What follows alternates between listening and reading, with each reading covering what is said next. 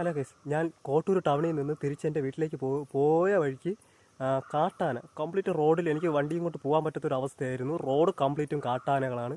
നമുക്ക് നേരെ വീഡിയോയിലേക്ക് പോകാം. വീഡിയോയിലേക്ക് പോകുന്ന മുമ്പേ മാക്സിമം എൻ്റെ വീഡിയോ സപ്പോർട്ട് ചെയ്യുക, ഷെയർ ചെയ്യുക.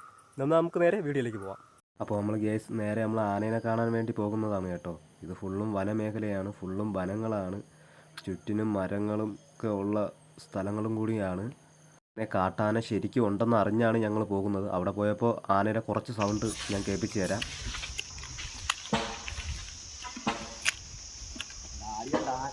ആ സൗണ്ട് കേട്ടല്ലോ, ആ സൗണ്ട് ആനയുടെ ഒരു പ്രത്യേക ഒരു ടൈപ്പ് സൗണ്ടാണ്. കാരണം എന്ന് പറഞ്ഞാൽ ആന അങ്ങനെ സൗണ്ട് ഉണ്ടാക്കിയിട്ടാണ് കൂടുതൽ ഈ വാഹനങ്ങൾ ഓട്ടിക്കുന്നതും ആൾക്കാരെയൊക്കെ ഓട്ടിക്കുന്നതും.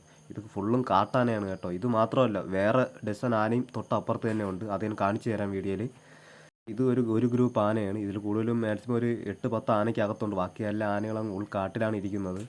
പിന്നെ നമുക്ക് മാക്സിമം വീഡിയോസ് എടുത്തത് തന്നെ കഷ്ടിച്ചാണ് ഞാൻ മാക്സിമം വീഡിയോസ് എടുത്തത്. നിങ്ങളിൽ എത്തിക്കാനും കൂടിയാണ് ഞാൻ ഈ വീഡിയോ ചെയ്തത്. റോഡ് തിരിച്ചു വന്നപ്പോൾ ആന എന്നെ വണ്ടിയിലിട്ട് കുറച്ച് മണിക്കൂർ ഓട്ടിച്ചു. അതിൻ്റെ വീഡിയോസൊന്നും എനിക്ക് എടുക്കാൻ പറ്റിയില്ല. മാക്സിമം ഞാൻ തൊട്ട് ഇപ്പുറത്ത് വന്നിട്ട് ആനയിലെ കുറച്ച് വീഡിയോസ് ഞാൻ അവിടെ എടുത്തിട്ടുണ്ടായിരുന്നു.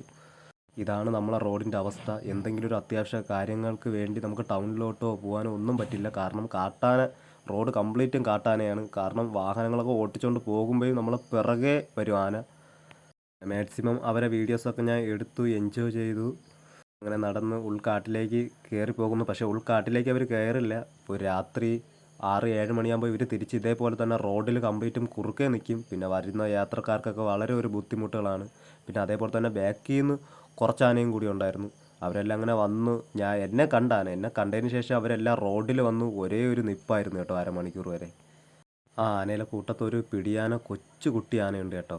ആ ആന അതിൻ്റെയൊക്കെ ബാക്കിലാണ് നിൽക്കുന്നത്. കാരണം അവിടെ വന്ന് കുറച്ച് മണിക്കൂർ അവിടെ നിന്നു. എന്നെ കുറച്ച് മണിക്കൂർ നോക്കിയിട്ടാണ് ആന അവിടെ നിന്ന് കയറിപ്പോയത്. ഒരുപാട് മണിക്കൂർ അതേപോലെ നിന്നു. ആന അതേപോലെ നിന്നിട്ടും ആന അതുവരേക്ക് മാറിയില്ല. എന്നെ കുറച്ച് മണിക്കൂർ നോക്കി കുറേ മണിക്കൂർ നിന്നതിന് ശേഷമാണ് അവിടെ നിന്ന് മാറിപ്പോയത്. അപ്പോൾ ആനകൾ ആ റോഡിൽ നിന്നപ്പോൾ അവിടെ നിന്നൊരു വാഹനം ഇങ്ങോട്ട് കടന്നു വന്നെങ്കിൽ ആ വാഹനത്തിൻ്റെ സ്ഥിതി ഒന്ന് ആലോചിച്ച് നോക്കിക്കേ. കുറച്ച് പേര് എൻ്റെ അടുത്ത് ചോദിക്കുന്നുണ്ടായിരുന്നു ഈ സ്ഥലം എവിടെയാണെന്ന്. സ്ഥലം എന്ന് പറയുമ്പോൾ നമ്മൾ തിരുവനന്തപുരം കാട്ടാക്കട കോട്ടൂരാണ് കേട്ടോ. കോട്ടൂരിൽ നിന്ന് 7 കിലോമീറ്റർ ഉണ്ട് കേട്ടോ നമ്മളെ സെറ്റിൽമെൻറ്റ് വരെ. നാടും കൂടിയാണ് കേട്ടോ. ഇതാണ് കേട്ടോ ഒറ്റയാന. ഇത് ഒറ്റയ്ക്കേ നടക്കുകയുള്ളൂ. ആളൊരു അപകടകാരിയാണ്. ഒരുപാട് പേര് എൻ്റെ വീഡിയോസ് കാണുന്നുണ്ട്, ലൈക്കൊന്നും ചെയ്യുന്നില്ല. മാക്സിമം എല്ലാവരും എന്നെ ലൈക്ക് ചെയ്യണം, സപ്പോർട്ട് ചെയ്യണം. ലൈക്ക് ചെയ്യുമ്പോൾ ഇനിയും നല്ല വീഡിയോസൊക്കെ ഞാൻ ഇടുന്നതായിരിക്കും. അടുത്തൊരു വീഡിയോ ആയിരിക്കും. എല്ലാവർക്കും ബായ്.